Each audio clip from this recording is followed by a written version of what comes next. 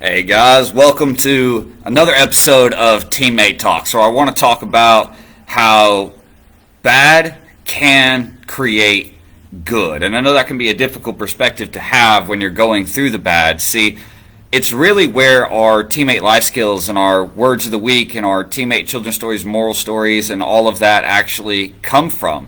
They actually come from experiences that at the time were what we considered to be quite bad. So I know myself and Miss Rose and a couple of other of our instructors grew up in households that had people who had narcissistic tendencies or were narcissists. And the funny thing about that is that generally those people try to make everything about themselves, right? They try to make everything about what they're doing and all of that. And through doing that, they kind of can incorporate, like they demand respect, right? They demand courtesy. They demand you to think about them all the time because they want everything to be about them. And the funny thing about that is oftentimes it can create values in a person that are the opposite, the complete opposite of the narcissistic behavior. Hello, Ms. Rose. Hello, Mr. Atkins. Thank you for joining us on here. So at the core of it, I don't know how many of you guys have ever heard my story, but I had a pretty rough childhood. I know Mrs. Rose did as well. So did a couple of our other instructors, and we were generally put down for our ideas or for the things that we felt were important and things along those lines. And it can be easy to begin to withdraw inside of yourself. I can tell you that when I first started doing these live videos and these podcasts and things along those lines, it was very terrifying for me because I grew up feeling like my opinion didn't really matter. I grew up feeling like anything that I had to say didn't really matter. And so I kind of basically learned to keep my mouth shut.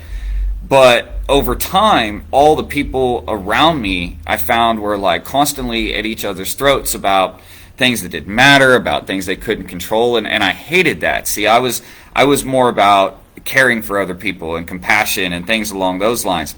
Now, as I got older, I admit I ended up emulating some of that behavior, and I was not necessarily what you could be considered to be a great person for a set amount of time and things along those lines. But eventually, like I said, I was homeless at 16. I've been through a lot of nastiness like that, and you get into this survival instinct of doing whatever is necessary in order to get by, and you don't really concern yourself with morals and things like that when it becomes all about survival, right? But I knew that I was a bit of a pacifist, right? I didn't like drama. I never liked drama. I never liked getting involved with that. And then when I lost my career, right before I started teaching martial arts, I ended up in the hospital. I nearly passed away. I had a lot of issues going on, and when I got out of the hospital is when I realized that I had basically been running away from that pain. I'd been running away from the trauma. I'd been running away from all the things that hurt, and that I needed to not only confront them, but to try to find a way to make something good out of them and to deal with them. And from that was born our teammate life skills and teammate children's stories. Because what happened was I got back started training in martial arts, and I began to look at philosophy and things like that, and I began to study basic ideas like focus, which I think all of us can see how focus is important. I started to study integrity. I think that's another thing that everybody can see is important. So I really tried to focus on the things that bring us together, right? The things that a lot of people can think of as, well, yeah, that's important. Like integrity is important for keeping your word and adding value to your word. Compassion is important and helping lift the community up and care for others. And all of these things, all of these studies built to be what is now our Teammate Life Skill Word of the Week program and Teammate Children's Stories. But all of that came originally from some very negative experiences. All of that came originally from some very bad experiences. And what it boiled down to was I had spent my entire young life trying to find a place to fit in the world, trying to figure out how to navigate the world and people who I assumed were more important than me, right? And that was hard. It was difficult, and I realized that I was becoming somebody that I wasn't really deep down at my core.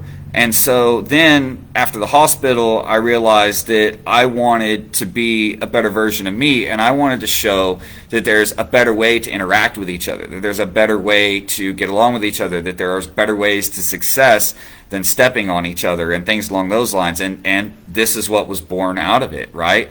And the type of skills that are necessary in order to look out for others and build that success, such as lifting others up around you, lifting up the community, compassion, integrity, staying true to your word, using respect at all times, right? Being respectful of other people's thoughts and opinions and things like that.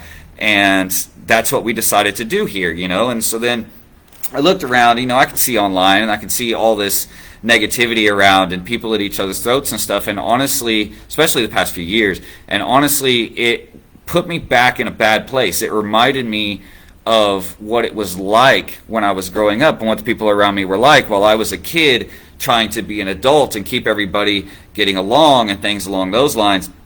And so that's one of the things that I'm really, really proud of about our studio, because around here, you don't see that. You don't see a lot of people at each other's throats. The idea of this place was to bring people together around common ideas that I felt like everybody could agree on, such as the importance of compassion, courtesy, respect, integrity, and things along those lines.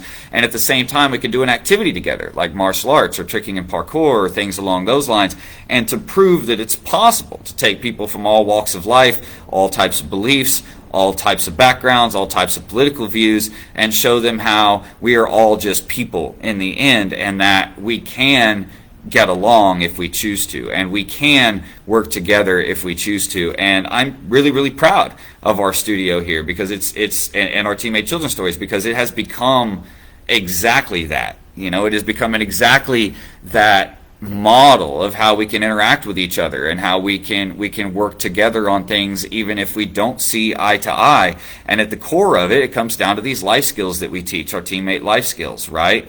And all of that originally came from me trying to learn to cope with and deal with bad experiences, and trying to find a better way to deal with those bad experiences rather than just running and hiding, rather than just ignoring it, rather than just emulating the behavior, and trying to come up with being the example. We've all heard, be the change you want to see in the world. And right after I got out of that hospital, I felt like I was on borrowed time, right? I felt like I was supposed to die that day, and that I've been on borrowed time ever since. And so it just became important to me. It became my purpose to try to be what it was that I needed when I was younger, to try to be what I needed when I was in dark places. And then through that, I began to share what I learned on that journey. I began to share with other people the little bits of wisdoms and things I've learned to help in coping with depression, and coping with anxiety, and coping with traumas, and coping with ADHD and everything else, attention disorders and things along those lines. And I began to just share it with people. And if I found it helpful, I shared it with others. So the point is, every time I'm going through something dark or it's difficult, I try to remind myself that from bad comes good, right? I don't know if you guys have ever heard that old parable that, strong, hard times create strong men, and then strong men create easy times, and then easy times create weak men, right? And I try to keep that in mind, because there's a lot of truth to that. So going through hard things can sometimes make the people of the strongest character. I know that I tend to be drawn to people who have had really rough pasts, and I really like to hear their stories and things. And actually, just the other day, I had someone asking me, what advice I would give in order to be there for someone with emotional pain. And the thing is, I think there's a lot of people that have no idea how to help someone with emotional pain, if they even wanted to start with. I know when I was walking around with all that pain, there were very few people who even showed an interest in helping, and those that did maybe didn't know how to go about it. My biggest piece of advice along that is, you got to listen, and you got to be understanding, and you got to try not to compare that situation. You can relate to the situation, but not compare to the situation. And the first thing you got to do is acknowledge how much that hurts, and give them space and time to talk and process how they feel and process all of that. But then as you're doing that, you'll see their brain will start to spiral on all this negative stuff, right? I know it because I do it all the time too. And all they can see is the negative stuff, and it piles on and piles on and piles on and builds this big story. So if you want to be for someone like that, you have to get them talking to you. You have to get them to open up that stream of consciousness to you, and then gently try to balance their perspective with something more positive. And an easy way to do that is to remember that from bad can become the good. The harder things someone goes through doesn't mean they have to become something bad to get through it. It means that they can become strong through it, and then they can use that as good to help others and to help the community and things along those lines. So I got a couple comments here. Paint is a refining process. Pure gold and silver is subjected to fire to remove impurities. Without the refining process, we can't purify our lives and refine our values. And there's a lot of truth to that statement right there. I like that, Mr. Adkins. There's a lot of truth to that, because I had a shirt for a long time I used to wear that said, real character is carved from the sharp teeth of adversity. And that's absolutely true, because the more adversity you face, one of two things can happen.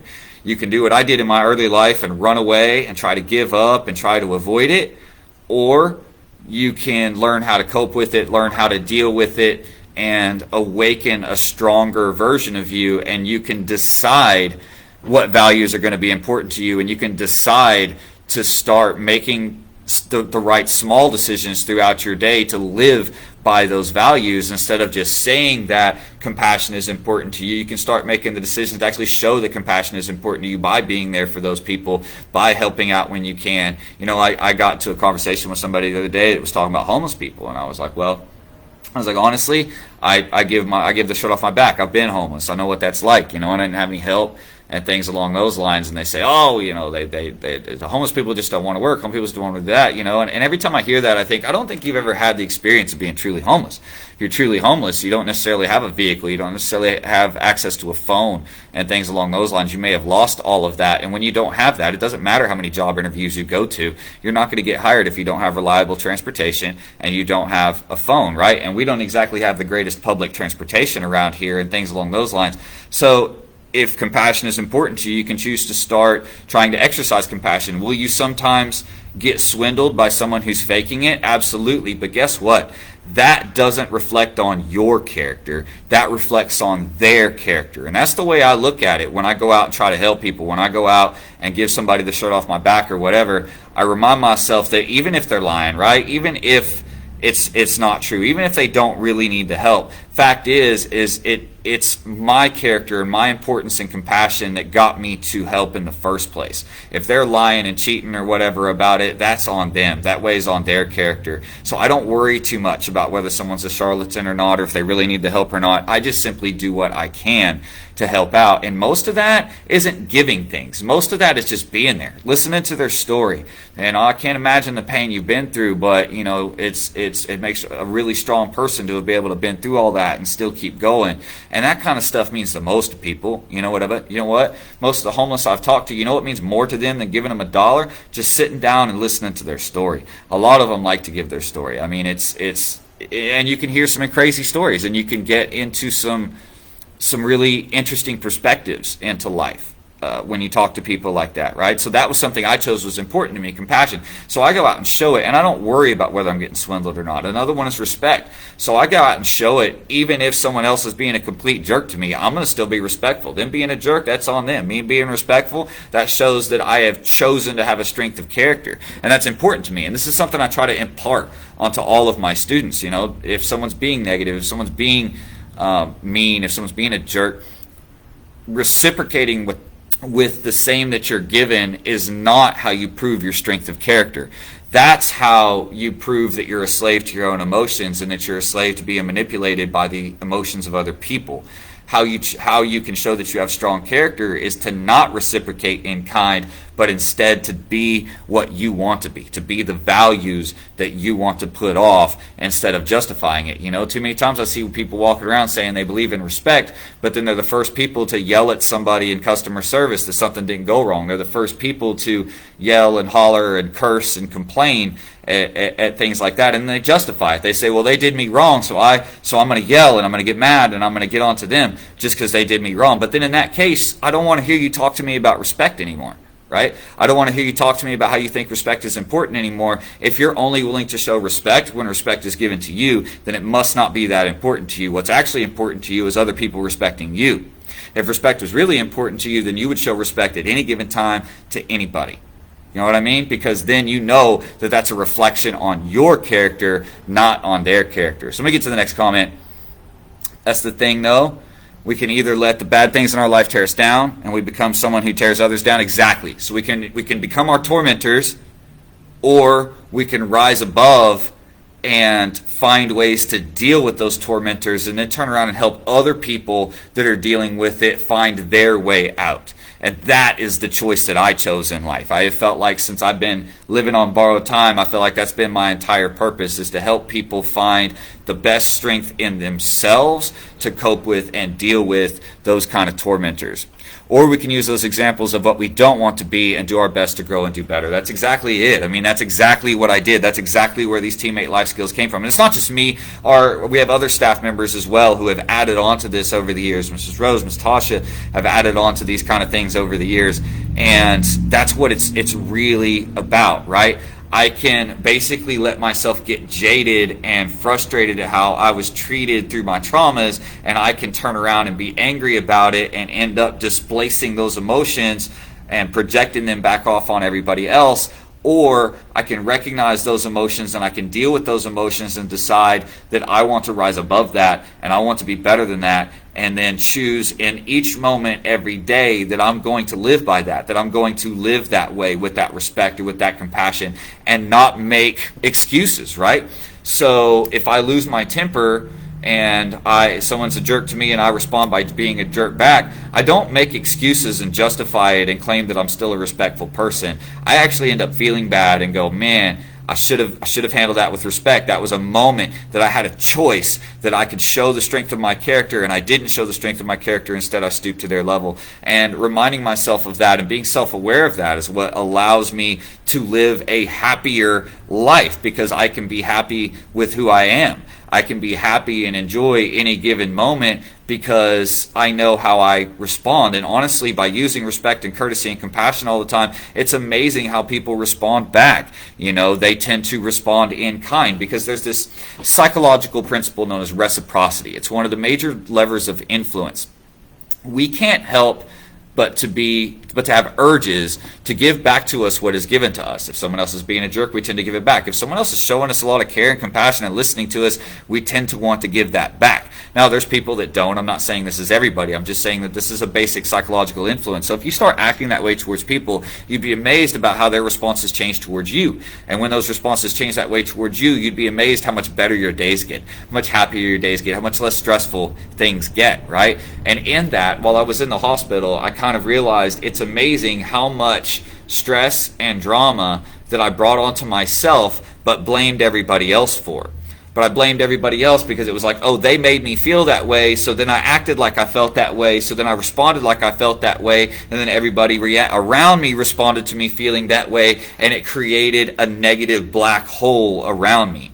Or I can stay positive in the face of negativity. I can, even if I'm feeling or thinking negative, if someone else is being mean, I can stay kind and I can stay courteous and I can stay respectful in that.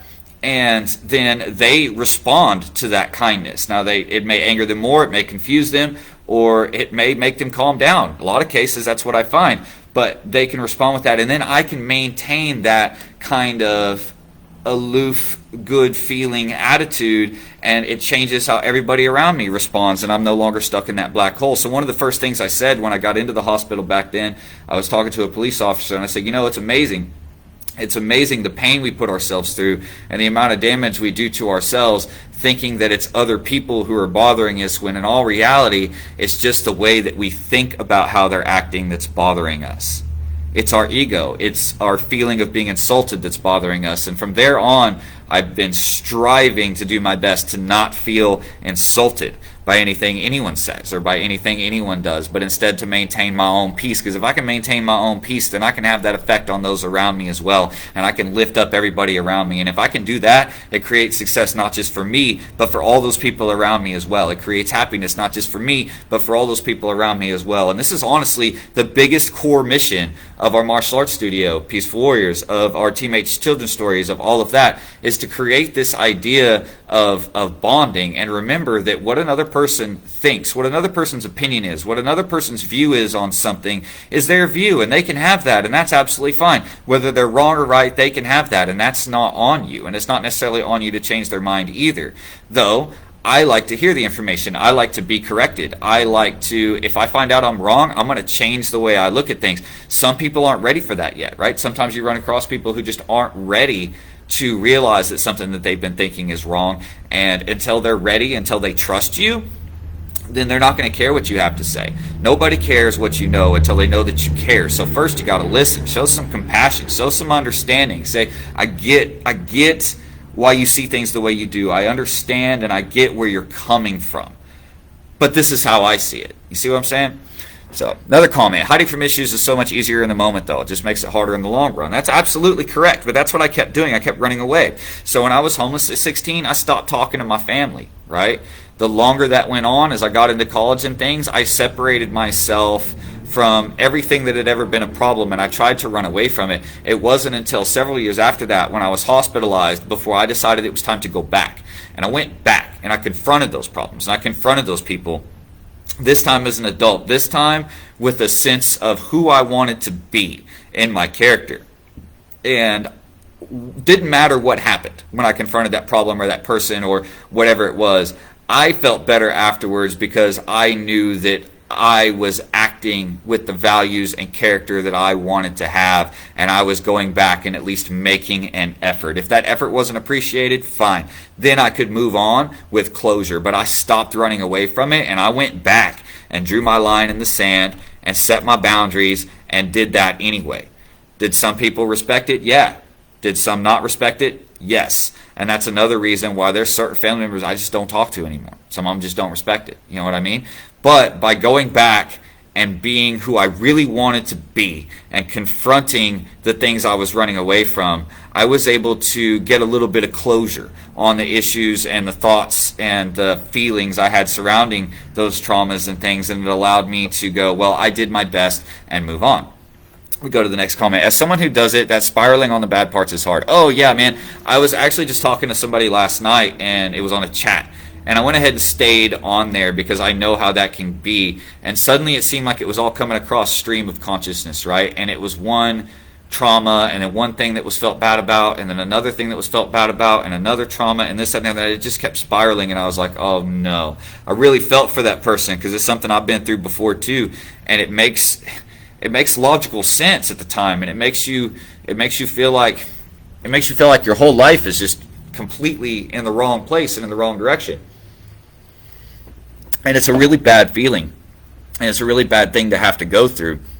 But when I do go through that, I try to keep reminding myself the best things come from the worst situations, right? And I told myself that. So when I was in the hospital, thinking about all the times I've been called useless, all the times I've been told I'd be worthless, all the times I was told I was selfish, all the times I was told all of these things, and I had begun to believe it before I got into the hospital, and my brain still to this day will occasionally spiral out on those things. But then if I can remind myself the best things come from the worst issues, if those issues can be overcome, and I try to remind myself that that's just my brain talking. It's just my survival instinct talking, and my survival instinct isn't needed right now. And I just keep telling myself that. My survival instinct isn't needed right now. I don't need to see all these negative things. I don't need to think about how worthless I felt or how worthless I was made to feel or unworthy I was made to feel, right? Instead, I go, you know what? Who cares if I was worthless? Because if I was worthless at that time, that's what gave me the potential to do great things. To do great things as I went on in life. And honestly, I never in my life at that time thought I'd be here with a huge small town martial arts studio, with the children's stories, with the podcast, with everything else. I never thought I'd be here talking to you guys. I never thought I'd be up here talking about these things. I never even dreamed we'd reach the level of success we have. And it's not even really that successful on the grand scheme of things. But the thing is I learned through some of those successes that you've got to believe that. You've got to believe that the worst things you go through can help you do even better things later. Because then no matter how bad the stuff is you go through, you can keep this mindset of, but I'm going to be able to use this later to do something extremely good for somebody or someone or a community or something. back to the comment, too many times people, when you start that, people either get more and more horrified by your story or just sort of couldn't possibly be real and you're lying. That's absolutely true as well. That's why I shut my mouth about it, right? Because it gets that way. And so when I was in that conversation last night, that's the first thing I did, was made sure that I let them know that I understood that these bad things can happen, right? There's been times I've spiraled out and vented to somebody, and then at the end they've told me I was a liar. They've said these kind of things can't happen. They don't happen in America. They don't happen in the real world. And I say, oh, yeah, they do.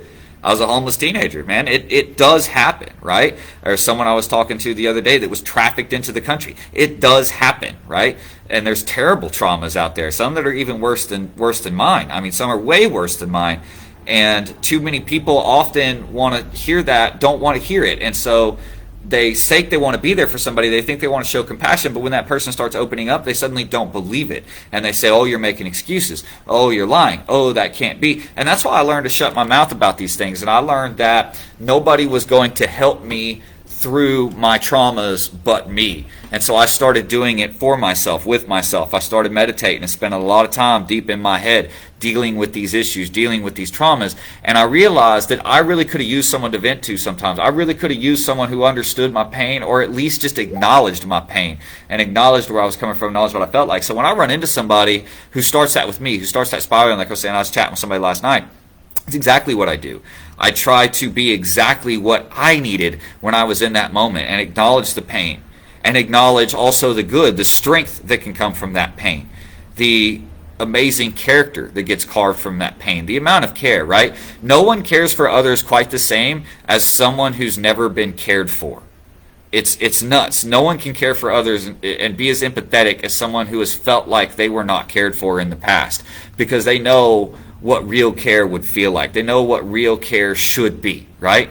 And they put that out there. I know I've always felt that way. You know, compassion. Some of the most compassionate people are some of the people that have been through the most traumas and things along those lines. And it's really, really true, because they can either choose to become the same as what hurt them, or like I said, they can choose to become the opposite and go against that and be what they needed when they were younger. And this is where you get some of the kindest and most compassionate people, right? I know a lot of times they can be walked all over, and people try to walk all over that kindness, and it's very difficult to maintain those boundaries. And that's why we have the other teammate life skills, right? That's where we talk about other things when it comes to setting boundaries and allowing for that, because boundaries are hard, but they are necessary. Yes, you're right about that, Ms. Tasha. You have to keep reevaluating to see where you're at and where you need to be. That's right. But see, personal growth has to come from self-awareness first. And it's crazy. It cracks me up how many people out there are hypocrites and don't know it, right?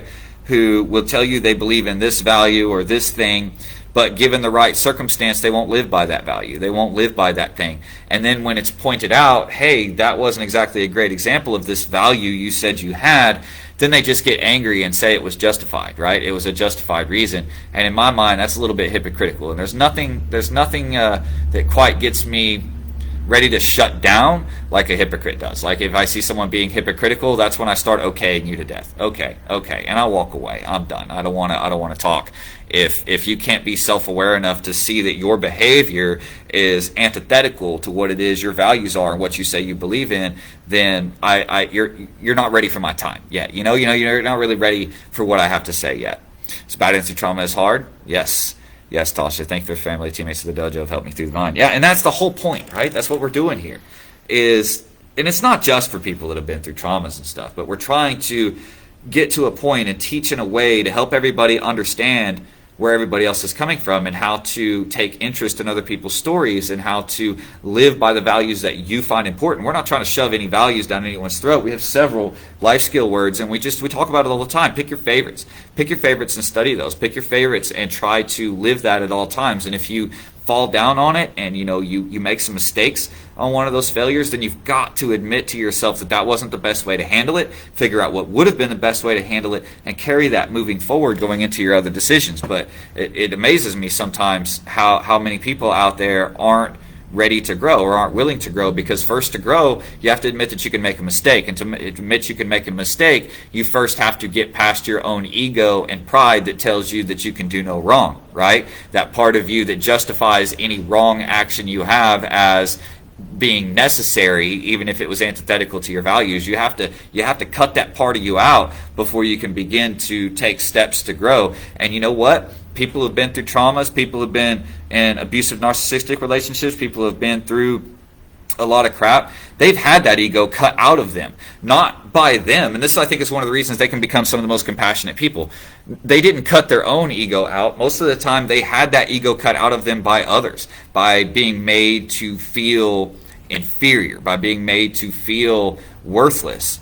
Then that ego was cut out, and they start to second guess everything that they do at first. They start to become overthinkers, and they start to second guess everything that they do and everything that they think. And now that in itself is kind of a bad way to live, but through that can be learned a level of self-awareness that, as long as we can bring back and up the confidence and get a person to remind themselves that those dark spiraling thoughts, those thoughts of being worthless, are survival instincts from past traumas. They're not actually who you are. They're just survival instinct being tossed up by your subconscious, and it's always going to be there, but you've got to take away its power. And the only way you can take away its power is to recognize that that thought is not you, and from the worst things can come the best things, right? So all the things we teach about, all the things we talk about, even the physical stuff, right? Even the martial arts and how to physically defend yourself are all things that came from, who did I want to be? Who did I need to be? Who did I wish was around me when I was at my worst, right? And I studied these things originally for myself. I didn't study this stuff to start a business. I studied this stuff to try to fix my life to where it fell apart, and I ended up in the hospital. And over a couple of years, I found a lot of helpful information out there. And I was self-aware enough because of my traumas to be able to start trying to make changes to the way I lived my life, to be who I really, really wanted to be who I really was, instead of trying to be what everyone else thought about me. See, I was a social chameleon. I became a social chameleon when I was younger. And I still do it a lot often. I become whatever it is someone thinks I should be, or whatever it is someone wants me to be, or I used to. And this is why I'm not as social as I used to be, right? I may own the studio, but you might notice I don't socialize a whole lot around here. And one of the reasons for that is I don't want myself to get in a position where I feel like I have to be who someone else wants me to be. I want to be able to be myself, and I want to be able to say what's on my mind. And I do that. And sometimes people aren't ready to hear it, and that's okay as well. That's okay. Sometimes people don't want to hear it, and that's okay as well. I could tell you how many conversations I've ended up with like that has been surprising. How many times I've given my opinion on something or my thoughts on something after listening to someone else's, and they try to turn it into an argument. And I just say, look, man, I see where you're coming from. I'm not trying to argue. I was just giving my point of view as well. But yeah, no, I see where you're coming from too. And then they'll just keep at it like they just like the drama, right? Like they just want to fight, like they just want to argue. And a lot of that comes from ego, a place of wanting to be right. And in that place of wanting to be right, that ego also makes you feel like you have to convince others you're right. Because if you can't convince others you're right, then maybe you're wrong, right? And so if you come across someone who refuses to take your side on something, no matter how nice they are, if you have a tendency to continue to try to cause an argument, to continue to try to force them to your side, force them to say that you're right or whatever the case is, then that's your wake-up call that you got an ego problem. You got an ego issue, right? Because it shouldn't matter what someone else thinks. It shouldn't matter what someone else's opinion is. It should not matter. You shouldn't need validation on your opinion to feel good about yourself. You shouldn't even need your opinion to be right to feel good about yourself. I don't know what happened with being okay with being wrong and making mistakes. I don't know if there's just a point that from childhood that some people just started feeling like making mistakes is the worst thing in the world and you can never be wrong or this, that, and the other. But I don't know. I grew up feeling like I was wrong all the time. I feel like it's okay to be wrong. Being wrong is how we can figure out how to make things new, and that's where I'm different. That's where I'm different from some of the people that I meet and that I deal with. So I got a little bit off topic, but what I really want to talk about here is how some of the worst things can become some of the best things. Like I say, me trying to cope with and deal with my traumas is what built what you see here today. It's what built Teammate Children's Stories, what built Peaceful Warriors Martial Arts as I deal with it, because I decided that I wanted to bring the good into the world that I needed, and I am so grateful and so thankful for all of our supporters. I mean, we have over 200 active supporters in here, and I'm so grateful for each and every one of you guys.